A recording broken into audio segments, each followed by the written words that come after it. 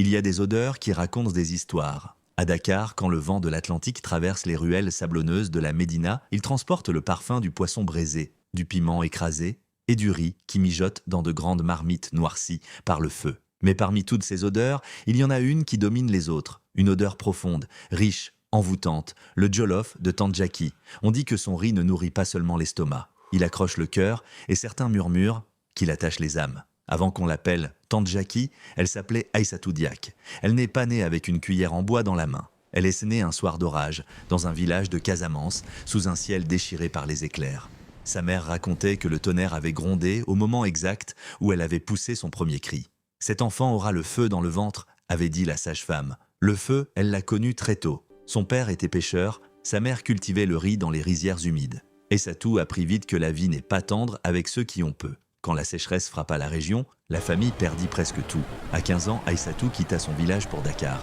Elle pensait trouver la liberté, elle trouva la dureté. Dakar ne sourit pas aux naïfs. Les klaxons des cars rapides, les cris des vendeurs ambulants, la poussière rouge qui colle à la peau, la ville avale les faibles et transforme les survivants. Aïssatou travailla d'abord comme domestique, puis comme aide cuisinière dans une gargote près du marché Sandaga. C'est là qu'elle apprit les secrets du goût, le bon dosage du nettetou, la patience du mijotage, le silence nécessaire pour que le riz absorbe la sauce. La vieille cuisinière, Mamé Ramatou, lui répétait « Le jollof, ce n'est pas la recette, c'est l'intention. Si ton cœur est amer, ton riz le sera aussi. » Aïssatou écoutait et retenait. Elle rencontra Mamadouba, chauffeur de taxi, un homme au rire large et aux promesses faciles. Ils se marièrent rapidement. Elle croyait avoir trouvé un refuge, mais Mamadou aimait plus la nuit que le foyer. Les dettes s'accumulaient, les disputes aussi. Un soir, après une altercation violente, Mamadou disparut. On retrouva son taxi abandonné près du port. Lui, jamais. Certains disaient qu'il avait fui, d'autres murmuraient qu'il devait de l'argent à des hommes dangereux. Aïssatou resta seule, sans enfant, sans explication. Et à Dakar, une femme seule devient vite une cible.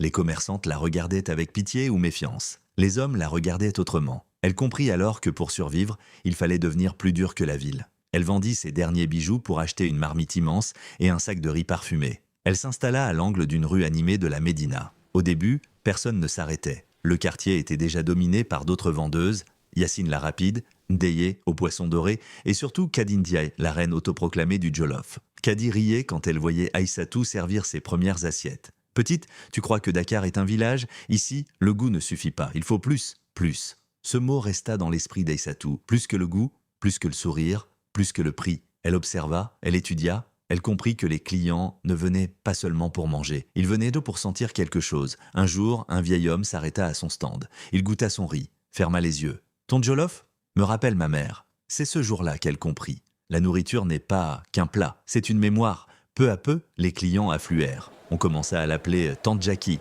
un surnom affectueux donné par les étudiants du quartier.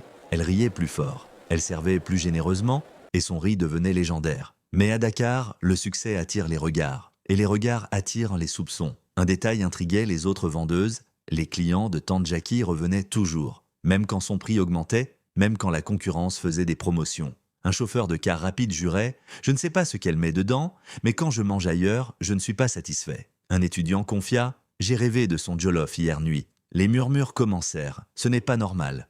Elle a consulté quelqu'un. Ce goût, ce n'est pas naturel. Un nom circula, Serigne Malal, un marabout discret vivant à la périphérie de la ville. On disait qu'il savait attacher la chance. Un soir, Kadi suivit Tante Jackie après la fermeture. Elle la vit marcher seule vers un quartier isolé. Mais la nuit avala le reste. Chaque nuit, quand la ville se calmait et que le muezzin annonçait la dernière prière, Tante Jackie restait éveillée. Dans sa petite cuisine éclairée par une ampoule vacillante, elle préparait la base de son jollof pour le lendemain. Elle touchait le riz avec lenteur, elle murmurait parfois des paroles incompréhensibles, des souvenirs, des regrets, des promesses. « Vous ne me laisserez plus jamais tomber », chuchotait-elle. Un soir, alors que la pluie frappait le toit en tôle avec violence, elle sortit d'un tiroir un vieux morceau de tissu soigneusement plié. Elle le regarda longtemps. Ses yeux se remplirent de larmes. Puis, elle le serra contre son cœur. Était-ce un simple souvenir de son passé ou autre chose? La caméra s'attarde sur ses mains tremblantes, le feu crépite, le riz absorbe la sauce rouge intense. Dehors, le vent hurle. C'est alors qu'apparut Aminata Fall, jeune femme ambitieuse revenue de Saint-Louis avec des idées modernes.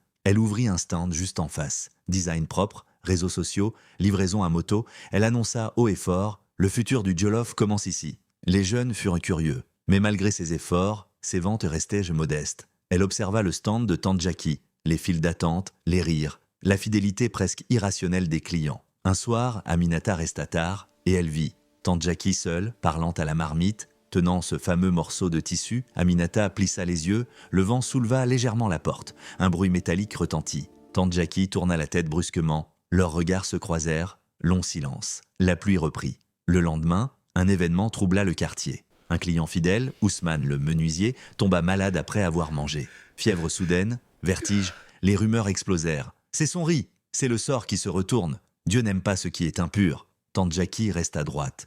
Mon Jollof n'a jamais fait de mal à personne. Mais dans son regard, un doute passa. La caméra s'attarde sur son visage. Les rides, la fatigue, la peur qu'elle n'ose pas avouer. Aminata observa la scène. Elle savait ce qu'elle avait vu, mais savait-elle vraiment ce que cela signifiait? Les clientes chuchotent.